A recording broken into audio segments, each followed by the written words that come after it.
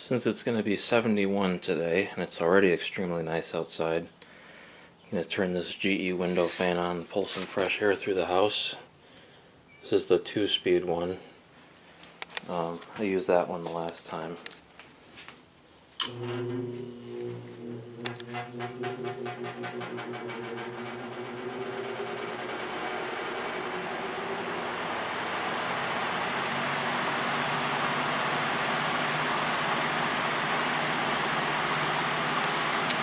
And I'm actually going to turn it on low because this thing vibrates too much on high. It needs to be balanced properly.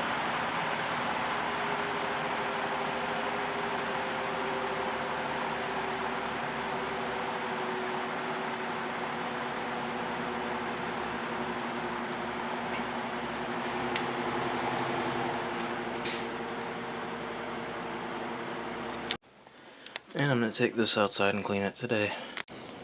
Alright, got it outside. I am going to start taking the screws out of it. There is one right there that holds the front cover on. And then of course we got the ones on the side. There's none on the back that have to come off. Those just hold the condenser coil in place. And of course these side panels will have to come off. And they screw on. It's going to be kind of hard to see that, but there are screws in there. So I'm going to pull these all the way out and take those out. And then there's screws holding this rail on top. They're going to have to come out as well. You also have to remember to take the control knobs off because this panel comes off with the front cover. And of course it clips on as well. That coil really isn't too bad, so that's good. Let's go ahead and take these side panels off now. Okay, so you don't have to unscrew the side panels to take them off. They actually slide out of there like this. But I don't know if those screws have to come out or not. We'll see. There was also a screw on top that needed to come out. I want to see if this case comes off now. And no, it doesn't look like it's going to. I'm going to have to take these out on both sides. I only had to take the ones out at the very bottom. The rest of them could stay in. And I had to take the screws out on the top rail. Now it's loose and we can take it off. And here it is. There is the Matsushita compressor and the Fasco fan motor, which has oil ports on it, and I'm definitely going to oil that today. The bottom pan is a bit dirty, but the rest of it isn't too bad. Like if you look at that condenser coil, it really isn't that dirty. So, I mean, I could tell because there was a lot of air going through it, but it's nice that it's not filthy. Got the capacitor right there. I'm going to carry this over to the grass and wash it out with the hose, which has been out here all winter and surprisingly did not burst. I did notice that the cover for the terminal block on the compressor is loose. That nut is missing, so I'm going to have to get a replacement for that because I really don't want that just sitting there. Let's see what the connections look like. They're not bad or anything. As long as they're not corroded and all messed up, I'm not too worried about it. But I will definitely replace that nut on there. I'm going to do what I normally do, spray down on the evaporator coil like that, keep the dust off.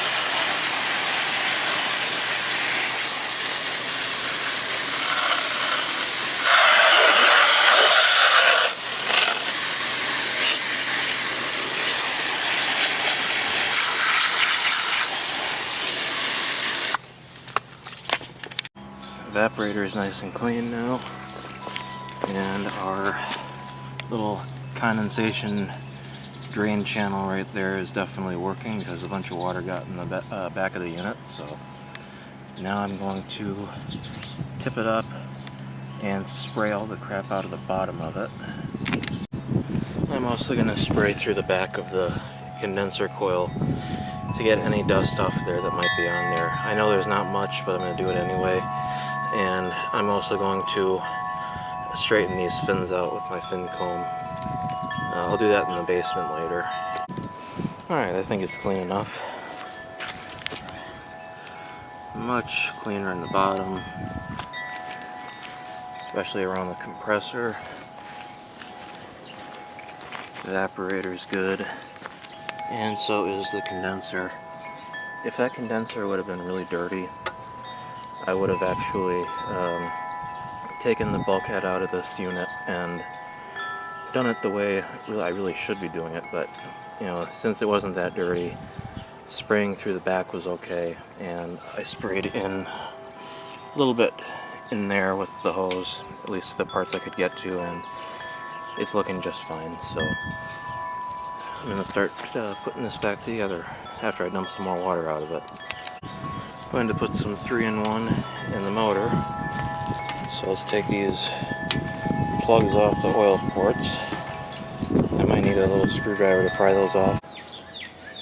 Alright, I just put a bunch of oil in the oil ports. I'm going to let it go down and maybe add a little bit more. And while I'm waiting for that to happen, I'm just going to take this cover and filter over to the grass and wash it out. The front cover and filter are all clean now. The filter wasn't too terrible to start with, but it definitely had some dust on it. Now it's completely clean. And this is also completely clean. So I'm going to put a few more drops of oil in the oil ports, and then I'm going to put the caps back on and put this back together. Okay, got it all put back together. If you hear music in the background, that's because the school marching band is practicing right now, so that's what that's coming from. But let's go ahead and start it up. Compressor will start because I heard the thermostat click, so let's go to low cool.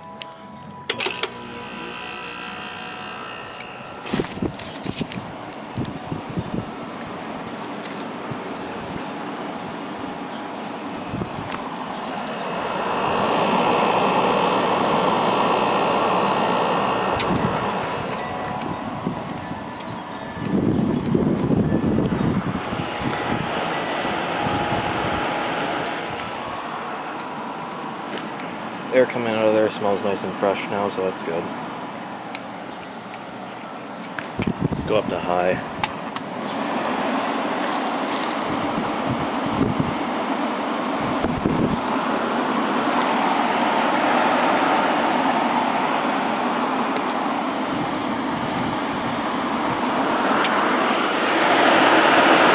Airflow is great through the condenser. This is already getting really cold. Go back down to low and let it run for a little while. Okay, well, I got most of the fins straightened out. It's looking a lot better than it was, or than it did. That's the only part that really still needs to be done yet. Here's the current indoor and outdoor temperature. It is about 71 outside, 73.2 in the house. Still got the fan running, pulling air through the house.